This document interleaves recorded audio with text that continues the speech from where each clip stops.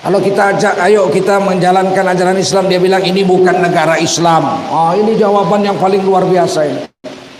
Ini bukan negara Islam. Jangan bawa-bawa agama. Memang ini bukan negara Islam, tapi bukan negara setan ini. Yang bisa berbuat sewenang-wenang. Ini negara Pancasila yang menjamin tiap-tiap warga negara untuk memeluk agama dan menjalankan agamanya 100%.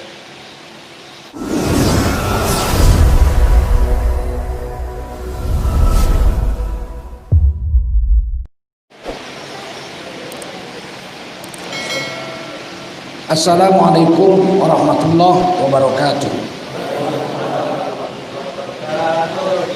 Hamdan wa syukran lillah, wassalatan wassalaman ala rasulillah wa ala alihi wa sahbihi wa mawalah. Allahumma salli ala nabiyyina Muhammadin wa ala alihi wa sahbihi ajma'in. Amma ba'du, qala Allah ta'ala fi kitabihil karim, a'udzu billahi minasy syaithanir rajim. Bismillahirrahmanirrahim.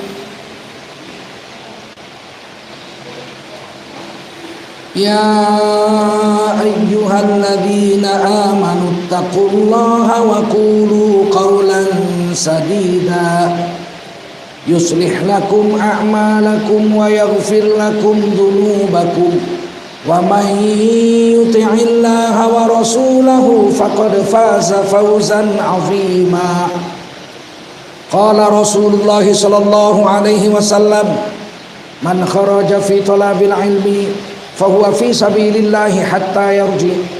Baginda Rasul bersabda, siapa keluar untuk mendapatkan ilmu, orang itu adalah orang yang berjihad fi sabilillah sampai dia kembali ke tempatnya. Mudah-mudahan kita semua mendapatkan pahala jihad dari Allah Subhanahu wa taala. Amin. Shadaqallahul azim wa shadaqa rasuluhun nabiyul karim wa nahnu ala dzalika minasyahidin wasyakirin walhamdulillahi rabbil alamin. Para ulama, tuan-tuan guru yang mulia, bapak ibu-ibu hadirin wal hadirat rahimakumullah. Wajiblah kita bersyukur pada Allah SWT. Salawat dan salam kita sampaikan untuk baginda Rasulullah sallallahu alaihi wasallam. Sore hari ini kita berkumpul untuk sama-sama memperbaiki niat kita agar Allah beri kepahaman tentang pentingnya agama Islam ini. Kita jaga, kita dakwahkan, kita ajarkan kepada keturunan-keturunan kita agar Indonesia ini tetap menjadi negeri yang baldatun thayyibatun wa rabbun ghafur. Hari ini Islam tidak dianggap sebagai pedoman hidup lagi. Banyak orang menganggap Islam itu hanya untuk kartu tanda penduduk saja. Untuk tindakan-tindakan sehari-hari dia tidak mau pakai ajaran agama. Dia anggap agama itu tidak perlu kecuali untuk keperluan-keperluan kawin, beranak, mati, udah itu aja. Sementara kehidupan sehari-hari dia nggak pakai cara-cara agama.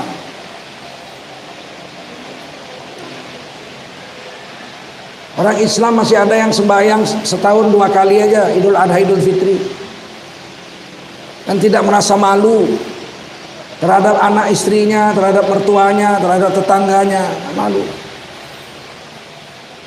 Kalau kita ajak, ayo kita menjalankan ajaran Islam, dia bilang ini bukan negara Islam. Ini jawaban yang paling luar biasa ini. Ini bukan negara Islam. Jangan bawa-bawa agama. Memang ini bukan negara Islam, tapi bukan negara setan ini. Yang bisa berbuat sewenang-wenang. Ini negara Pancasila yang menjamin tiap-tiap warga negara untuk memeluk agama dan menjalankan agamanya 100%. Ditulis di Undang-Undang Dasar 45 Pasal 29 ayat 1 dan ayat 2. Pasal 29 ayat 1, negara berdasar ketuhanan yang Maha Esa. Jadi kita ini negara yang berdasarkan ketuhanan yang Maha Esa. Tidak boleh komunis, ateis, PKI ada di Indonesia, nggak boleh. Yang kedua,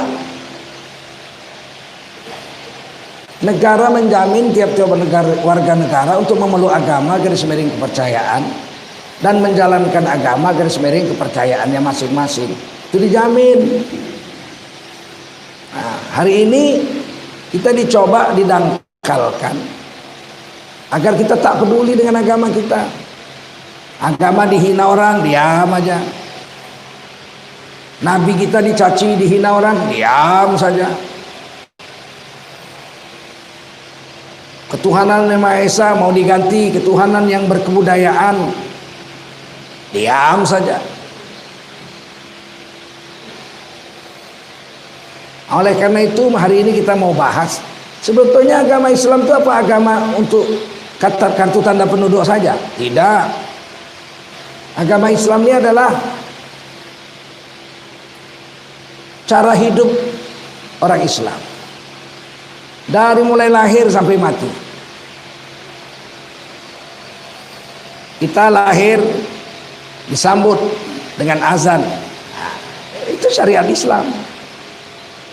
Diazankan di telinga kanan, diqomatkan di telinga kiri. Diazankan di telinga kanan, hadisnya hadis Hasan Soheh. Rasulullah mengazankan Sayyidina Hasan Husain. Umar bin Abdul Aziz radhiyallahu anhu mengazankan anak cucunya di telinga kanannya.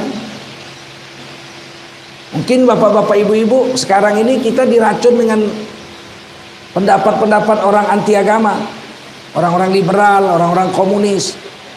Dia bilang, untuk apa bayi diazankan? Bayi baru lahir kan belum mendengar. Oh, ini bahaya sekali. Apa betul bayi baru lahir tidak mendengar? Kalau begitu Rasulullah bodohlah mengazankan anak cucu-cucunya. Sekarang saya tanya ibu-ibu, apakah bayi baru lahir bisa mendengar? Jawab yang kuat, bisa nggak? Mana buktinya? Nggak bisa jawab. Nah, kenalah kita dibilang, kan nggak ada buktinya. Bayi baru lahir bisa mendengar. Mana buktinya? Bantinglah pintu kamarnya, terkejut dia. Betul? Nah, berarti dia dengar. Kalau dia peka, bantinglah, tenang aja dia. Kalau pintu kamarnya dibanting dia terkejut, berarti anak bayi itu mendengar. Betul? Nah, sekarang saya tanya, kalau ada anak bayi tidur kita banting pintu kamarnya, terkejut apa enggak dia? Berarti dia mendengar. Apakah anak bayi baru lahir bisa melihat? Bisa nggak? Bisa. Buktinya mana? Buktinya kalau dibuka jendela kamarnya gini-gini matanya, berarti bisa melihat. Kalau buta dia aja lah dia gitu. Kalau ibunya datang memanggilnya, dia lagi nangis, datang ibunya, cup cup cup. Terus dia diam, berarti dia dengar ibunya memanggilnya. Betul? Di dalam Al-Quran diceritakan bahwa bayi itu mulai bisa mendengar, melihat, dan merasa itu di dalam perut ibunya, bukan waktu sudah lahir. Begitu ditiup roh, bayi itu sudah bisa melihat, sudah bisa mendengar, sudah bisa merasa. Itu dalam Quran. Kapankah ditiup roh? Kata Rasulullah 4 bulan, 120 hari. Usia kandungan 120 hari, 4 bulan. Bayi sudah bisa ditiup roh. Begitu ditiup roh itu berarti badannya sudah lengkap. Nah, sekarang zaman modern udah bisa dimasukkan kamera ke dalam perut ibu. Ternyata bayi itu 120 hari itu sudah lengkap, sudah ada kepala, sudah ada tangan, sudah ada kaki, semua sudah lengkap. Tapi belum hidup, belum ada nyawanya. disempurnakan oleh Allah tanpa nyawa. Dari pertemuan bibit bapak kita, wa yakhruju mim bainis sulbi wat taraib. Bertemunya bibit bapak kita dengan ibu kita namanya alaqah. Kalau dalam bahasa Latinnya disebut zigot. Dalam bahasa Arabnya alaqah. Khalaqal insana min alaqah. Manusia dijadikan dari alaqah. Alaq itu sesuatu yang lengket yang bentuknya seperti lintah. Fi qararin makin, dia lengket di dinding rahim yang sangat kokoh. Dan dia terus bergerak, berdenyut, membesar jadi mudghah, terus sampai 120 hari lengkap, udah ada kepala tangannya semua. Tanpa roh, mati. Kemudian fa ahyakum, kami tiupkan ruh, hidup. Setelah badan sempurna ditiup roh, dia hidup. Begitu dia hidup, dia bisa melihat dan merasa. Kita lihat di Quran surah As-Sajdah misalnya. Tsumma sawwahu. Kemudian kami sempurnakan bentuk jasadnya di dalam rahim ibunya. 4 bulan kata Nabi, 120 hari. Setelah sempurna, wa nafakha fihi min ruhih. Dan kami kemudian tiupkan roh. Diambil dari langit roh kita. Dari alam arwah. Roh kita diambil malaikat, ditiupkan Allah ke dalam perut ibu kita yang ada badan kita yang sudah sempurna. 4 bulan itu, 120 hari. Tiup. Wa nafakha fihi min ruhihi. Begitu ditiup dia hidup. Apa sambungan ayatnya? Wa ja'ala lakum as-sam'a wal absara wal af'idah. Setelah ditiup roh, kami jadikan kamu bisa mendengar. As-sam'a wal absar, kamu bisa melihat. Wal af'idah, kamu bisa merasa. Kalau ibumu senang, kamu ikut senang. Kalau ibumu yang mengandungmu sedih, kamu ikut sedih. Qalilan ma tashkurun. Tapi sedikit di antara kamu yang pandai bersyukur. Jadi ini ajaibnya Quran. 1400 tahun yang lalu sudah mengatakan bayi di dalam perut sudah bisa melihat, mendengar dan merasa setelah ditiupkan roh. Itu baru diketahui orang zaman sekarang, tahun 2020-an ini, tahun 2000. Setelah ditemukan kamera bisa dimasukkan ke perut. Saya pernah melihat film ibu yang hamil, anaknya kembar 2, berkelahi di perut, pukul-pukulan dalam perut. Saya lihat videonya, waduh, masih belum lahir aja udah berkelahi, macam mana udah lahir itu? Dalam perut ibu bertumbuh. Saya lihat videonya itu. Orang sekarang heran, wah hebat sekali. Enggak hebat itu. Sudah diceritakan Quran 1400 tahun lebih yang lalu.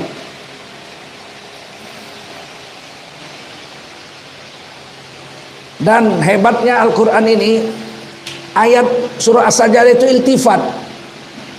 Iltifat, bahasa Arabnya iltifat. Objeknya berubah. Dari orang ketiga, goib, menjadi orang kedua. Kan hebat itu. Tsumma sawwahu. Kemudian kami sempurnakan bentuk tubuhnya. Di dalam rahim ibunya, ini pakai dhamirnya hu. Dia, nya. Wa nafakha fihi min ruhihi. Dan kami tiupkan kepadanya ruh dari sisi kami, dari langit. Begitu ditiup dia hidup. Setelah hidup, lihat terjadi iltifat. Wa ja'ala lakum. Bukan dia lagi tapi kamu. Setelah ditiup roh, dan kami jadikan kamu as-sam'a, kamu bisa mendengar, wal absar, kamu bisa melihat. Loh kok jadi kamu, tadi kan dia. Saya ulangi. Tsumma sawwahu, kemudian kami sempurnakan bentuk tubuhnya di dalam rahim ibunya. Wa nafakha fihi min ruhihi, kemudian kami tiupkan kepadanya, ke dalamnya roh dari sisi kami. Setelah ditiup roh hidup.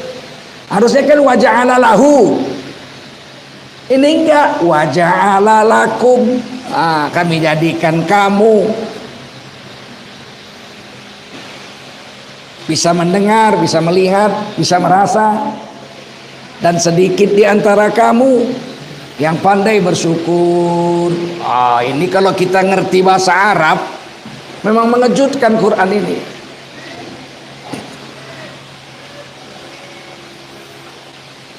Kalau dalam perut saja kita sudah bisa mendengar, sudah bisa melihat, apalagi sudah lahir.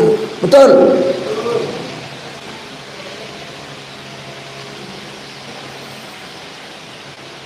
Oleh karena itulah ibu-ibu hamil mesti rajin-rajin memperdengarkan ayat-ayat suci kepada anaknya yang dalam kandungannya. Sebab anak itu kalau sudah 4 bulan sudah bisa mendengar. Jadi ibunya kalau baca Quran kuat-kuat, Bismillahirrahmanirrahim, biar anaknya dengar. Sholat, zikir, supaya anaknya lihat, anaknya bisa merasakan dibawa ibadah oleh ibunya. Ini ibu hamil nonton film porno, begunjing, mencuri lagi, selingkuh pula sama laki orang. Aduh, apa nggak rusak bayinya dalam perutnya itu?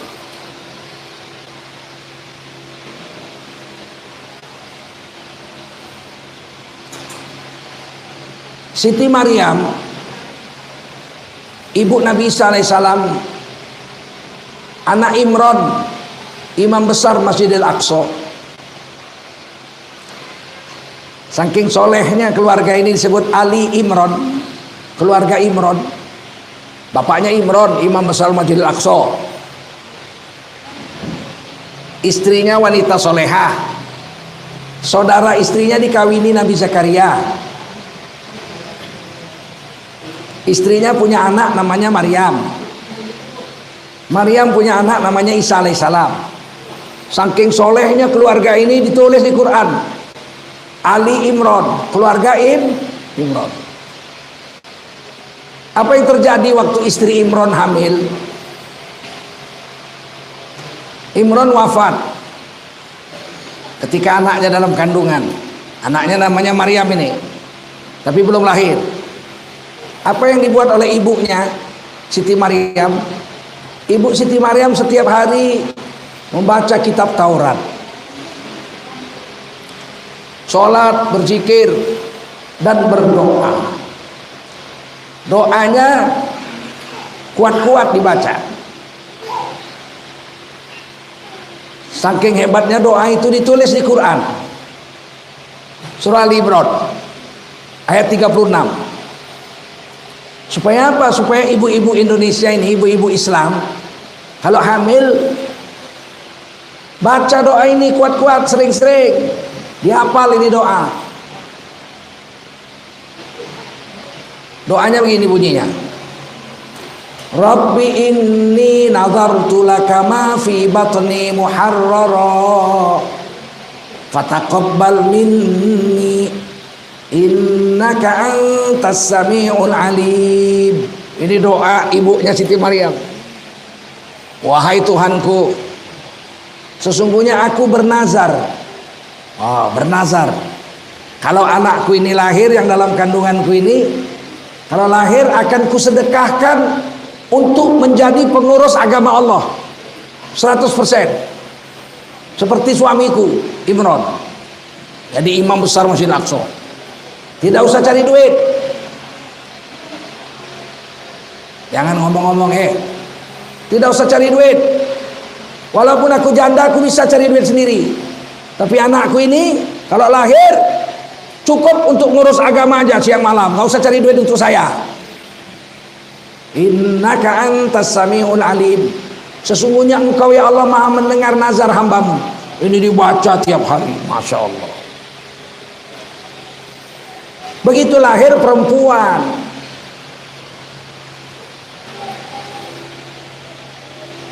Karena yang ini yang lahir perempuan, perempuan nggak bisa jadi imam Masjid Al-Aqsa. Maka anak ini dipelihara oleh Nabi Zakaria, pamannya. Sebab istri Nabi Zakaria itu saudara kandung ibunya Maryam. Imron dengan Nabi Zakaria itu sepengambilan, istri orang tua saudara, jadi bibinya lah. Kebetulan istri Nabi Zakaria, bibinya Maryam nggak punya anak, udah tua, udah 100 tahun nggak punya anak. Maka Siti Maryam diambil dan dipelihara oleh Nabi Zakaria. Wa kafalaha Zakaria. Maka anak bayi perempuan itu diberi nama Maryam, dipelihara oleh pamannya yaitu Nabi Zakaria alaihissalam. Luar biasa ini dipelihara ini anak.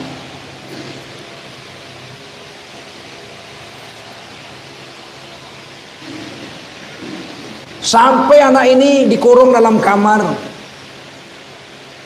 tidak pernah lihat laki-laki dan tidak pernah dilihat laki-laki.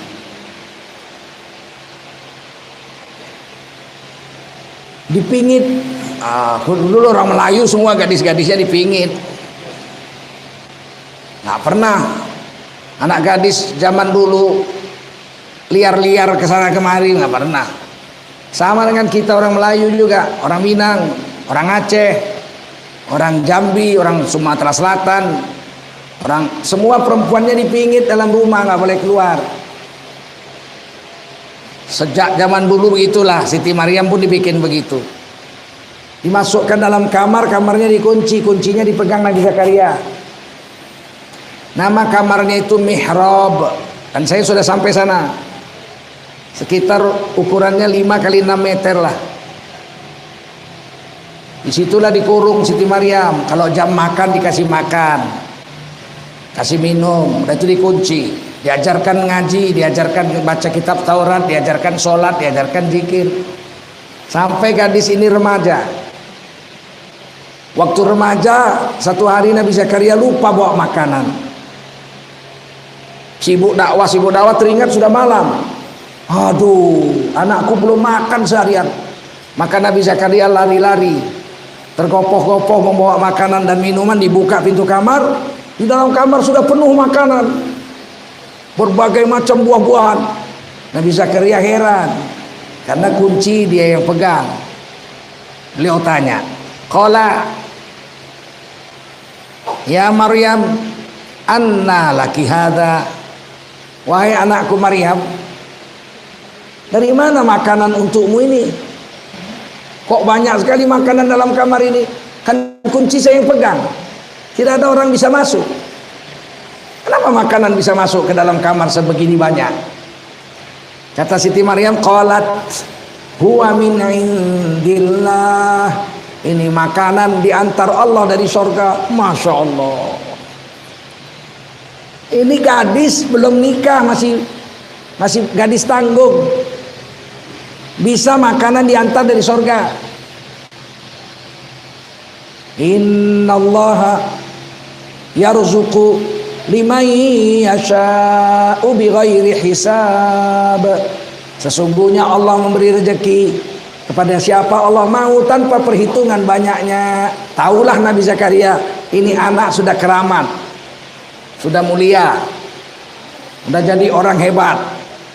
Maka dalam tafsir diceritakan Nabi Zakaria bertanya, kalau betul ini diantar oleh Allah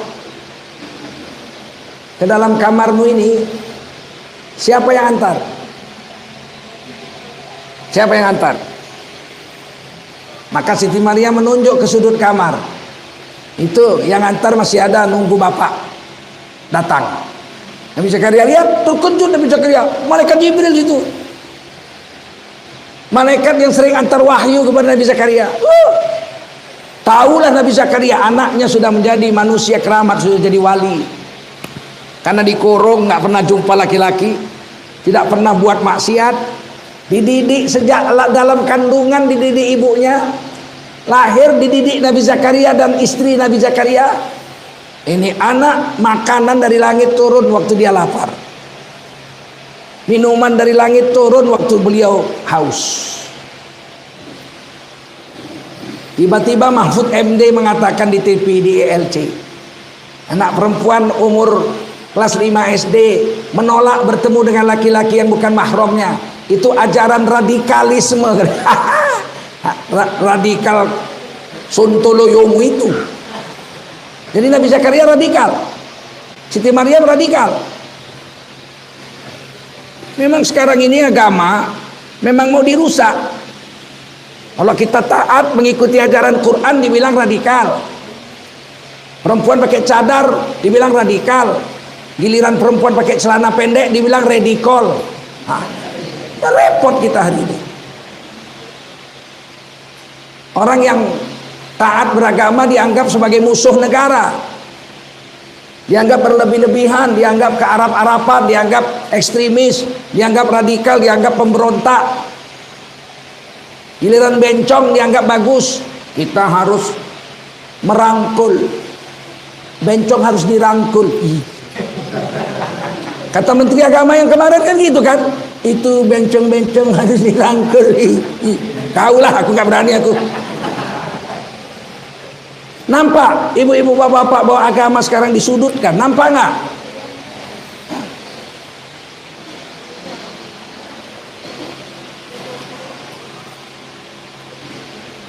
Jadi tidak usah heran kalau ada anak lahir umur 7 tahun hafal Quran 30 juz.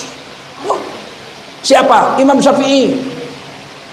Imam Syafi'i itu bapaknya wafat ketika beliau dalam kandungan. Ibunya setiap hari membacakan Quran waktu hamil. Umur 7 tahun Imam Syafi'i hafal 30 juz Al-Quran. Umur 20 tahun beliau hafal ratusan ribu hadis. Itu kan Imam Syafi'i. Zaman sekarang nggak bisa. Musa anak Bangka Belitung umur 7 tahun 30 juz hafal.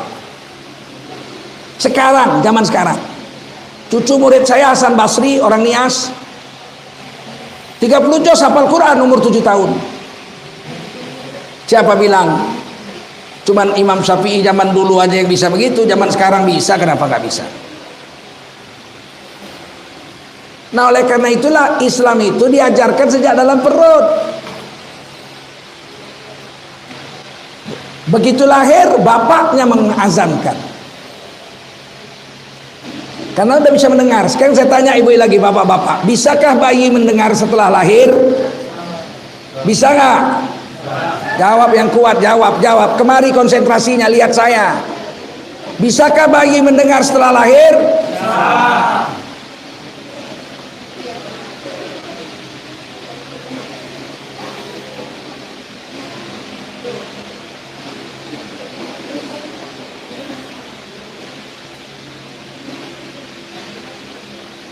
Begitu lahir bapaknya mengajarkan agama. Allahu Akbar, Allahu Akbar, Allah Maha Besar, Allah Maha Besar. Yang lain kecil. Kerjaan kecil, rumah kecil, anak kecil, istri kecil, pangkat kecil, jabatan kecil, harta benda kecil, sawah ladang kecil. Yang besar siapa? Allahu Akbar, Allahu Akbar. Asyhadu an la ilaha illallah, aku bersaksi tiada sesembahan, tidak ada yang disembah di dunia ini kecuali Allah saja. Ini diajarkan baru lahir. Asyhadu an la ilaha illallah, aku bersaksi nggak ada yang disembah kecuali Allah. Kenyataan sudah diazankan pun berapa banyak orang Islam yang murtad dari agama. Di Indonesia mula-mula merdeka 90% Islam. 74 tahun kemudian di sensus yang Islam tinggal 88,2%. Ada 2,8% orang Indonesia murtad, tukar agama dari Islam menjadi tidak Islam. Dari 267 juta. Berarti sekitar 10 juta orang Islam sudah murtad. Padahal mungkin waktu lahir diazankan Allahu Akbar, asyhadu an la ilaha illallah. Tapi begitu lahir bapak ibunya nggak mencoretinya menjadi Islam. dicoret dari Yahudi, dicoret jadi Majusi, Nasrani, ya tukar agama dia. Islam wajib memberi makan anak yang halal, dia dikasihnya anaknya makan makanan haram, uang korupsi, uang menipu, uang mencuri, uang riba, gimana anaknya nggak rusak?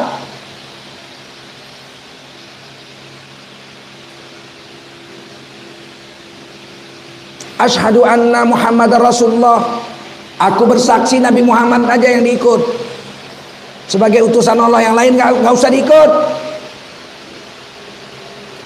Hayya 'alas shalah, ayo nak sholat di dunia ini aja. Di kubur tak perlu sholat, di padang mahsyar tak perlu sholat, di surga tidak perlu sholat. Sholat hanya perlu di mana? Di mana? Di mana? Dunia. Di kubur tidak perlu sholat. Tidak bisa juga pun mau sholat di kubur. Jadi sholat ini ibu, bapak, tak lamanya. Di dunia aja. Sering orang tanya, Pak, kita sholat sampai kapan, Pak? Oh, sampai mati. Sampai mati, sampai mati. Kalau besok mati, sampai besok aja. Kalau nanti malam kita mati, sholat cuma perlu sampai nanti malam aja. Besok subuh tak perlu sholat lagi, sudah mati. Paham? Sekarang saya tanya ibu, jawab, sampai kapan kita perlu sholat? Sampai mati. Kalau maghrib nanti mati, perlu sholat isya nggak? Nggak perlu. Jadi kenapa payah-payah hidup ini? Hayya 'alas shalah, didengarkan di kuping anak kita baru lahir. Ayo nak, mari sini kita sholat. Ada juga orang Islam, ulama-ulama yang membantah. Untuk apa diajak anak sholat? Di dunia.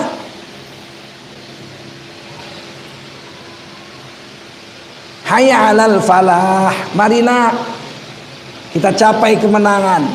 Cuma di dunia ini ajalah kita bisa mencapai kemenangan.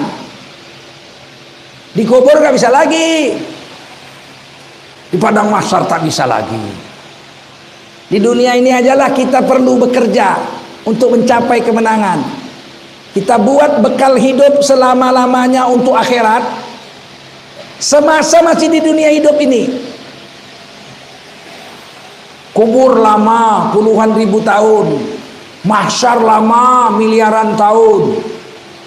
Bekalnya di dunia ini aja sampai mati. Coba kalau mati umur 20 tahun, 20 tahun lah bekalnya. Kalau mati umur 60 tahun lah bekalnya.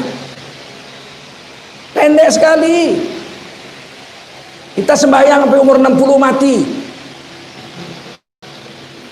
Itu sholat kita 60 tahun tuh untuk bekal puluhan ribu tahun di kubur, miliaran tahun di akhirat. Waduh, terlalu sedikit. Maka diingatkan waktu lahir, hayya 'alas shalah, mari nak. Disinilah di dunia ini aja kesempatan untuk sholat. Setelah mati tak ada lagi kesempatan. Hayya 'alal falah, mari nak persiapkan bekal agar kita menjadi orang yang sukses, berjaya dalam kubur, berjaya di padang mahsyar, berjaya masuk surga. Kapan? Inilah, nah di dunia ini ajalah. Allahu Akbar, Allahu Akbar. Allah Maha Besar, yang lain kecil. La ilaha illallah, tiada yang disembah kecuali Allah. Tak ada kalimat seindah ini. Tidak ada agama lain mengajarkan seperti ini.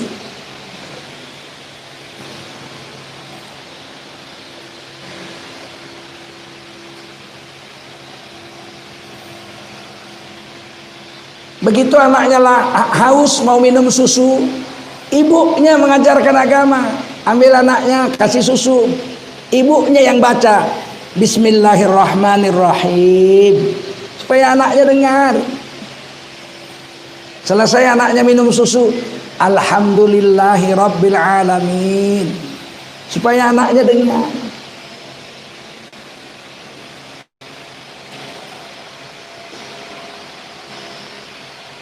Guru yang paling utama bagi seorang anak adalah ibu.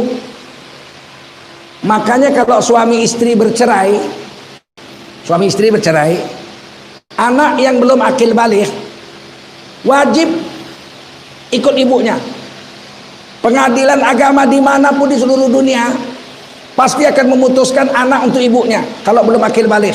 Walau ibunya miskin, semiskin-miskin orang, bapaknya kaya sekaya-kayanya orang, kalau cerai anak pasti diambil oleh ibu. Keputusan pengadilan agama. Karena memang yang berhak menilai mendidiknya itu ibu.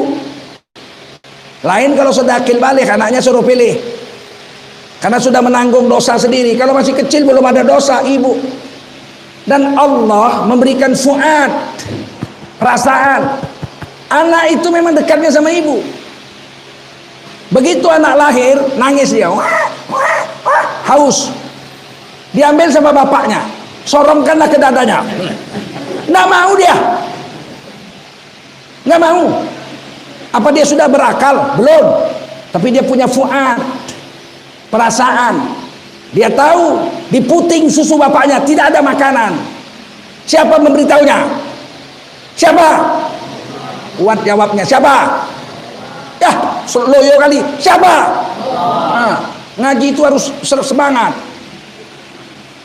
Tapi kalau ibunya yang ambil, anaknya nangis, ambil ibunya, begitu diletak aja langsung dia isap susu dari puting ibu. Sekarang saya tanya, siapa yang mengajari dia? Kalau di dalam buah dada ibunya itu ada susu, makanan, siapa yang ngajar? Ada kursus, ada di dalam perut kursus menyusu. Ada? Siapa yang ngajar? Apa namanya? Fuad. Apa namanya? Apa namanya? Fuad. Ya ada di agama lain seperti ini. Cuman Islam aja yang mengajarkan begini.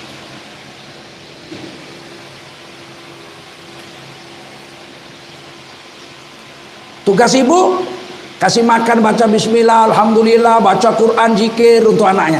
Kalau anaknya nangis, mendiamkannya itu bukan nyanyi. Aku tak mau jikalau aku dimadu. Pulangkan saja kepada orang tuaku. Bukan itu. Kalau dia menangis, diajarkan kalimat-kalimat Allah. Subhanallah, semua. Walhamdulillah, wala ilaha illallah, wallahu akbar, wala haula wala quwata illa billahil aliyil azim. Sekali lagi, subhanallah walhamdulillah wala ilaha illallah, wallahu akbar, wala haula wala quwata illa billahil aliyil azim. Anaknya akan diam.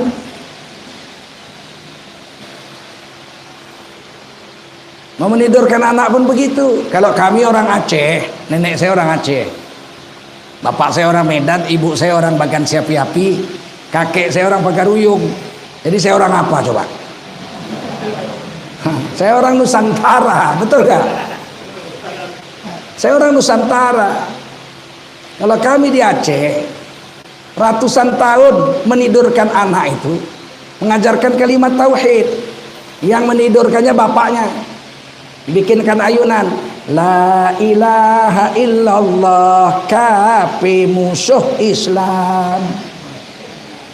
La ilaha illallah, kape musuh Islam. Makin lama makin cepat itu. La ilaha illallah, kape musuh Islam. La ilaha illallah, kape musuh Islam. Makanya di Aceh nggak bisa menang Belanda. Yang diajarkan dari lahir, kafir, musuh Islam.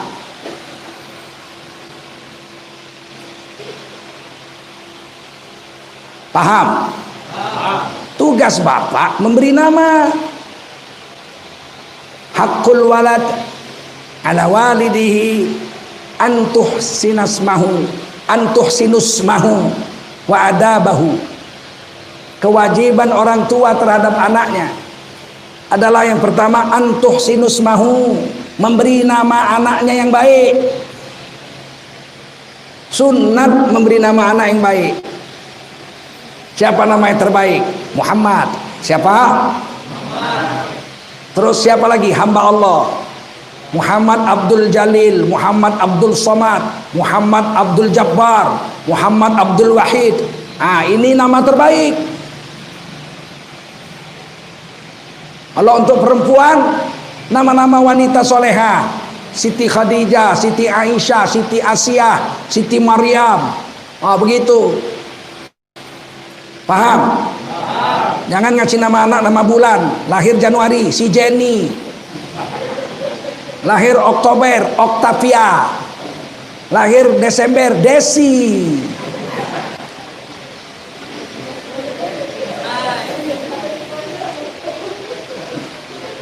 Nama salah-salahnya ya. Siapa nama anak bapak? Freddy. Baterai cap kucing.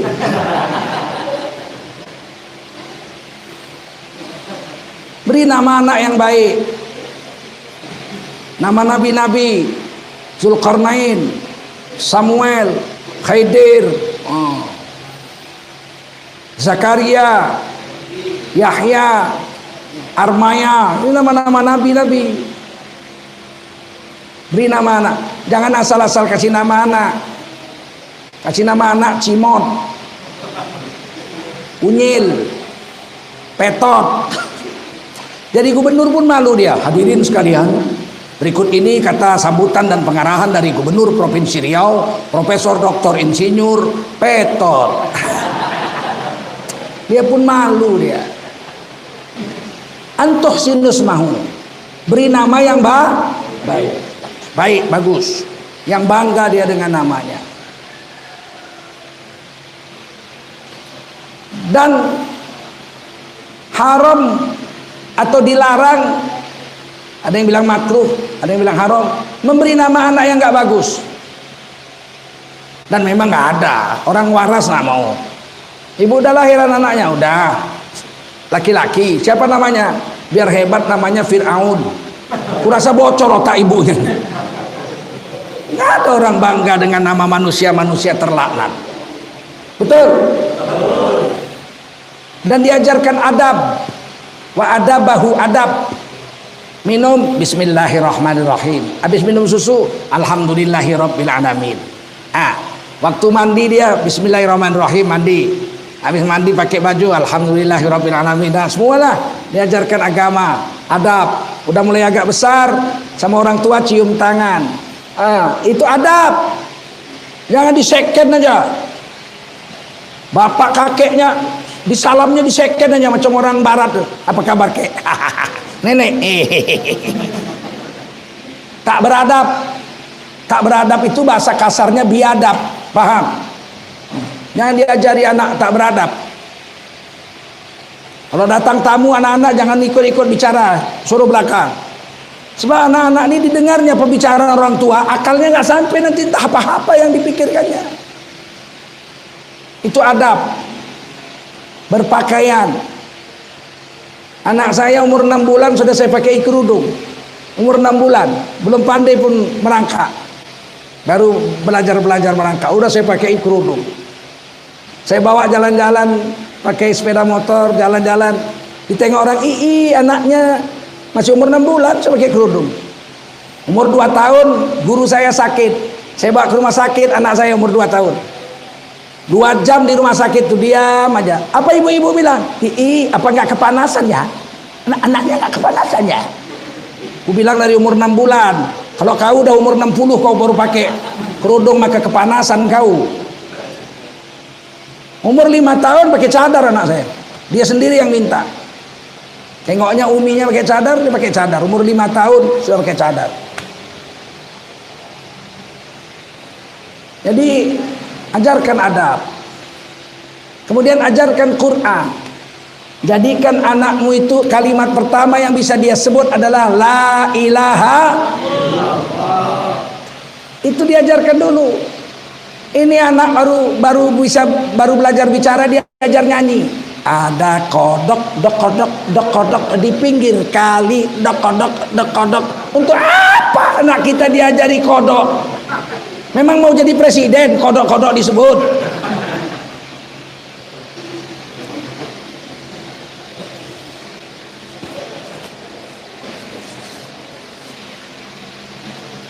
Ajarkan kalimat pertama yang bisa disebutkan anakmu, la ilaha, agar ketika dia mati nanti pun diajarkan di kupingnya, la ilaha, lakinu mautakum, la ilaha illallah.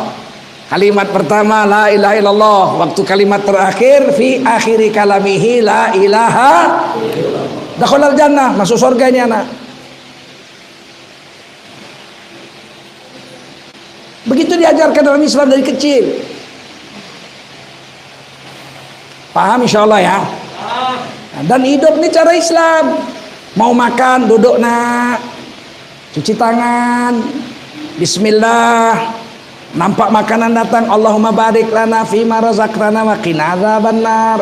Makan tangan kanan, jangan bicara-bicara. Habis makan cuci tangan. Bacakan alhamdulillahilladzi at'amana wa saqana wa ja'alana minal muslimin. Cara Islam. Masuk WC tutup kepala nak, jangan dibuka kepala, dalam WC harus tutup kepala. Nanti dikencingi setan kuping kita, kepala kita, karena setan itu berzinanya di dalam WC.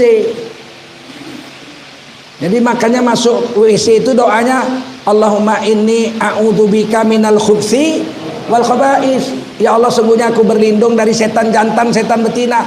Mereka nunggu di dalam WC. Kalau kita masuk tuh buka kepala, dikencinginya kepala kita.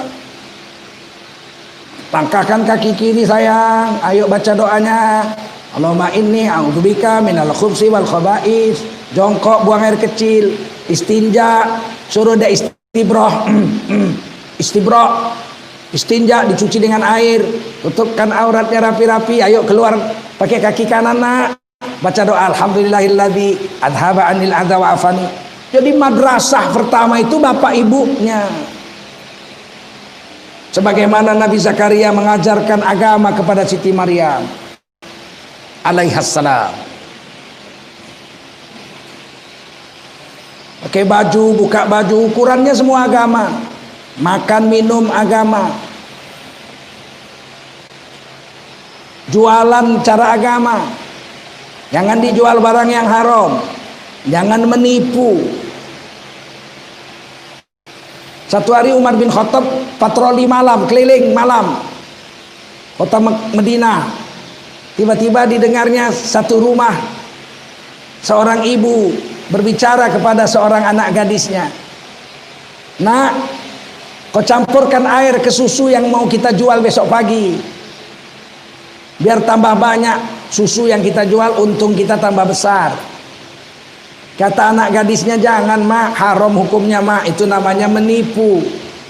Supaya untung besar, susu kita campur air, tak boleh. Kata mamanya, lah nak, kita ini orang miskin, bapakmu gak ada, udah mati, kita ini orang miskin, aku janda, kau yatim. Udahlah, kau campur aja air. Gak taunya Khalifah Umar itu, campur aja.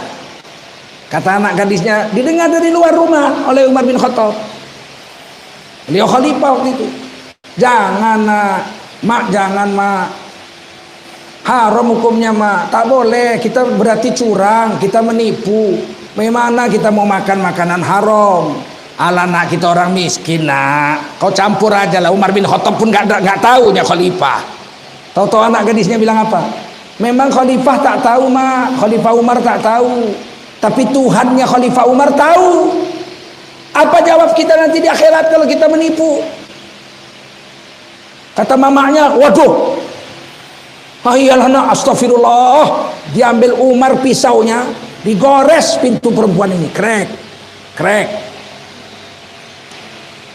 Besok pagi disuruhnya cari rumah yang pintunya saya gores. Dapat. Lamar anak gadisnya untuk jadi menantu saya.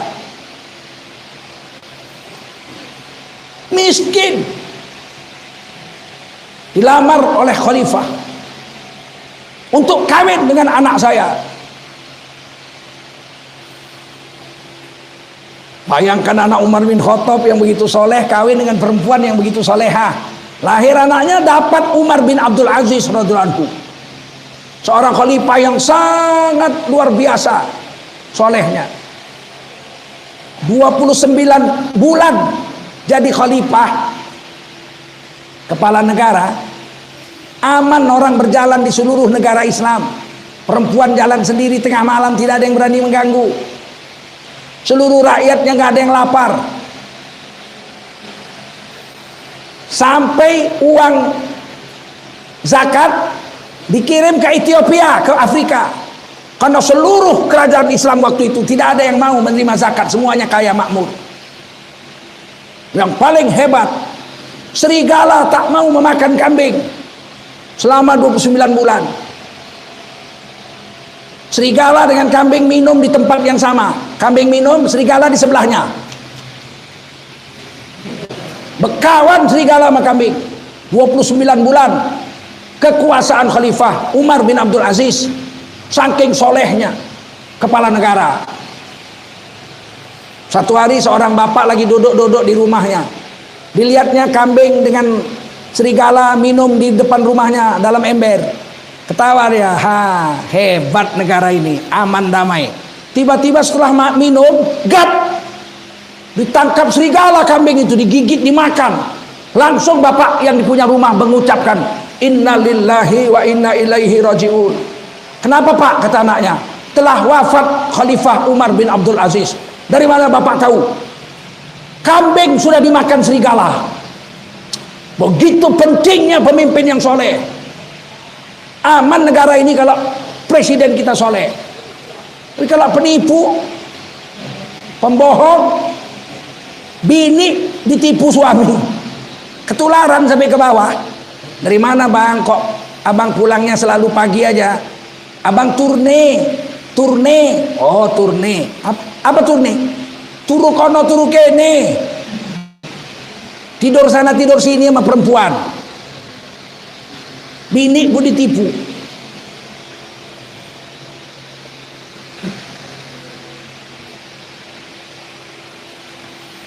Hiduplah cara Islam. Makan cara Islam, minum cara Islam, berniaga cara Islam. Pakai baju cara Islam. Perempuan cuma 2, nampak wajah atau tutup wajah. Kalau nampak wajah pakai kerudung An-Nur 31. Kalau nampak mata saja Al-Ahzab 59. Hanya itu pakaian wanita, nggak ada yang lain. Jangan kau pakai celana pendek main poli pula kau.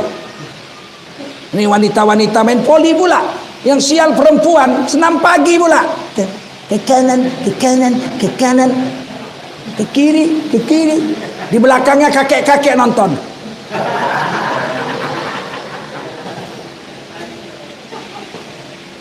Tak usah kita buat seperti itu. Bukan itu ajaran orang Islam. Betul?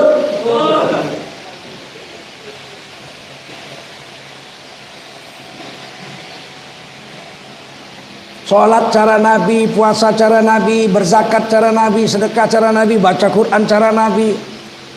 Sekuat tenaga lah awak meniru-niru, ya enggak? Matilah cara Islam. Ucapkan la ilaha illallah. Karena agama ini dari hidup sampai mati. Bahkan sampai setelah mati harus bawa agama. Udah mati masih bawa agama. 4 yang wajib untuk mayat. Pertama, dimandikan. Betul? Pakai apa mandikannya? Pakai air mutlak yang suci lagi mensucikan.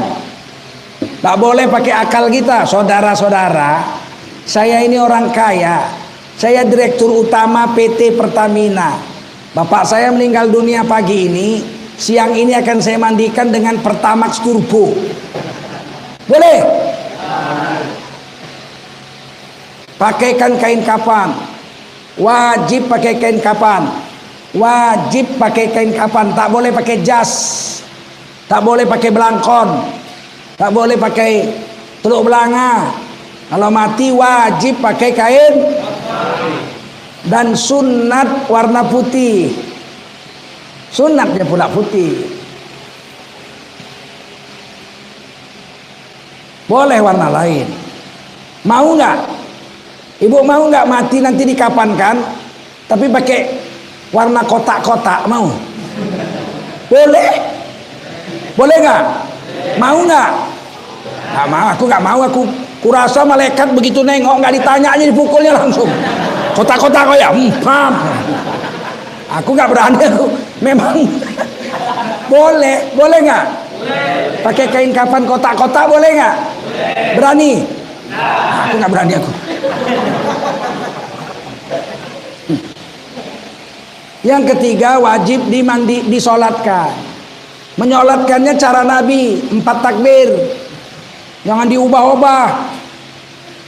Sholat jenazah pakai ruku, pakai sujud. Orang kampung heran, kok pakai sujud ruku Ustaz? Ku tengok banyak kali dosanya. Kalau nggak pakai sujud ruku tak tembus doa kita. Tak usah lebih pandai dari Nabi. Terakhir dikuburkan cara Nabi, cara Islam. Doanya aja Bismillahi wa ala millati Rasulillah. Dengan nama Allah kukuburkan kau ini atas agama Nabi Muhammad sallallahu alaihi wasallam. Miring kanan ngadap kiblat. Nggak ada alasan, saudara-saudara, saya kepala desa. Desa apa namanya nih? Enggak, desa nih, desa apa nih? Kelurahan apa ini? Saudara-saudara, saya lurah Tembilahan Kota. Dengan ini mengeluarkan surat perintah lurah. Berhubung karena tanah kuburan sudah sempit, maka mulai hari ini yang mati kita kuburkan berdiri saja. Jangan lebih pandai dari Rasulullah. Betul? Ternyata hidup cara agama, mati cara agama, sudah mati cara agama. Jadi kenapa hari ini orang tak mau menjalankan agama? Karena nafsu melawan. Wa nafsin tunazi'uh, kata Nabi, nafsu memang melawan aja itu. Nafsu itu harus dipaksa. Nafsu harus dipaksa taat. Kalau terserahlah, kalau dia mau sholat, sholat. Kalau dia tak mau, pasti tak mau. Paham? Kalau diserahkan kepada nafsu, saudara-saudara kaum muslimin, nggak ada paksaan. Mau sholat silakan, nggak mau sholat silakan. Kurasa semua nggak mau sholat. Memang harus dipaksa, betul nggak? Perintahkan anakmu bersolat umur 7 tahun. Muru auladakum bisalah. Perintah anak bisa umur 7 tahun perintah. Ajari. Umur 10 tahun anakmu nggak mau sholat, pukul. Dipaksa, betul nggak? Islam nggak boleh dipaksa, Pak. Paksa. Yang maksa kita sendiri. Yang dipaksa kita sendiri. Anak kita sendiri, istri kita. Jangan istri orang kita paksa. Dibacok lakinya lah kita. Bini orang dipaksa oleh lakinya sendiri. Betul? Yang tak boleh dipaksa orang luar Islam untuk dipaksa masuk Islam. La ikraha fiddin. Orang lain Islam dimasukkan Islam tak boleh dipaksa. Tapi kalau sudah Islam wajib dipaksa. Puasa kau nak, udah umur 7 tahun. Puasa. Umur 10 tahun nggak mau puasa, pukul. Hari ini kita nggak mau menjalankan agama. Anak umur 10 tahun nggak sholat dipukul, mamanya marah. Bapak di bagaimana? Anak masih kecil kok dipukul, kasihan dong. Umur 26 tahun nggak sholat juga, dipukul bapaknya. Bapak ini macam mana? Orang anak udah besar kok dipukul. Jadi kapan mukulnya? Kecil tak boleh dipukul, udah besar tak boleh dipukul. Oh, nanti nunggu dipukul mungkar nakir dalam kubur. Alangkah sialnya manusia seperti ini. Oleh karena itu mari kita hidupkan agama, kita dakwahkan agama, insya Allah ya. Tidak ada yang dibawa masuk kubur kecuali iman saja. Dan tidak ada yang diperiksa di akhirat yang menyelamatkan kita kecuali amal soleh saja. Amal yang bejat di akhirat bikin kita tambah sengsara.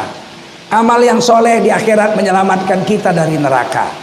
Iman yang betul menyelamatkan kita daripada siksa kubur. Mudah-mudahanlah yang mendengar hari ini diberi iman yang kuat, selamat dari siksa kubur, dan diberikan taufik hidayah bisa beramal soleh sehingga selamat di padang mahsyar. Allah berfirman, faman zuhziha 'anil nar wa udkhilal jannata faqad faz. Siapa di akhirat yang selamat dari neraka dan dimasukkan ke surga, orang itu telah sukses. Dia telah berjaya. Kejayaan, kesuksesan di akhirat cuma satu. Kalau di akhirat selamat dari neraka bisa masuk surga, orang itu telah sukses. Biar miskin, biar kaya, biar gembel, biar jelek, biar pejabat, biar gembel, biar ganteng, biar jelek, biar kaya, biar miskin, biar bodoh, biar pintar. Kalau selamat dari neraka di akhirat masuk surga, dia telah sukses. Sedangkan di dunia kesuksesan pun cuma satu saja. Wa may yuti'illaha wa rasulahu faqad faza fauzan azima. Siapa di dunia bisa taat sama Allah sama Rasul, biar kaya, biar miskin, biar cantik, biar jelek, biar bodoh, biar pintar, biar pejabat, biar gembel, tidak peduli biar cacat, biar tidak cacat, asal di dunia bisa taat sama Allah sama Rasul, dia telah sukses dengan kesuksesan yang besar. Amin ya Rabbal. Amin. Nah, sekarang saya bawa anak-anak kita dari Riau, komunitas Riau Mengaji. Mereka mencetak Quran Ummul Qura. Ditulis di sini Al-Quran wakaf sehingga nggak boleh dijual. Qurannya cantik sekali, berwarna dan ada terjemahannya. Dan kertasnya disiram air tidak rusak. Dan kertasnya ini rayap, katanya tidak mau makan. Alhamdulillah ini betul, bagus. Tipis tapi tidak tembus ke belakang. Quran ini dicetak 10.000. Baru kita bayar, sudah lunas. 1 miliar sudah dibayar, sudah dibagikan habis. Sekarang sudah masuk 10.000 kedua, sudah sekitar 6.000 yang sudah dibayar. Kita sekarang akhir bulan ini akan mencetak lagi sekitar 20.000. Target kita 1 tahun ini akan mencetak 1 juta Al-Quran. Tapi itu sedikit, karena orang Islam di Indonesia 230 juta orang. Ada 180 juta orang Indonesia yang belum mempunyai Al-Quran. Dan Quran ini hanya akan dibagi kepada anak-anak yang sudah bisa membaca Quran. Tamat Iqra, naik Quran, kita kasih Quran ini gratis supaya dia baca. Kita tidak berikan ke masjid-masjid karena tidak dibaca di masjid, jarang dibaca. Ini diberikan pada orang yang sudah bisa membaca Al-Quran. Sumbangannya 100.000 satu Quran, tetapi bukan harga Qurannya. Sebab kita menggaji guru-guru yang ada di wilayah-wilayah terpencil, suku Akit, suku Anak Dalam, suku Sakai, dan wilayah-wilayah kampung-kampung terpencil. Dan bulan depan kita akan letakkan batu pertama, membangun musola di Pekanbaru di Falas, dan kita akan bangun musola juga di seberang di Kampung Degil yang sekarang sudah berubah namanya menjadi Kampung Hijrah. Di situ akan kita bangun musola. Ada sekitar 5 musola yang akan kita bangun dalam tahun ini. Jadi bapak ibu-ibu silakan menyumbang minimal lah hari ini 1 Quran. Sebab kalau kami sudah pergi tidak ada kesempatan lagi untuk menyumbang ini. Ya, 1 Quran 100.000. Kalau bisa 30 Quran 3 juta. Insya Allah segera kita akan bagikan kepada orang-orang yang berhak atas Al-Quran ini. Terima kasih, mudah-mudahan ada manfaat. Tengku Zulkarnain undur diri. Wassalamualaikum warahmatullahi wabarakatuh. Langsung.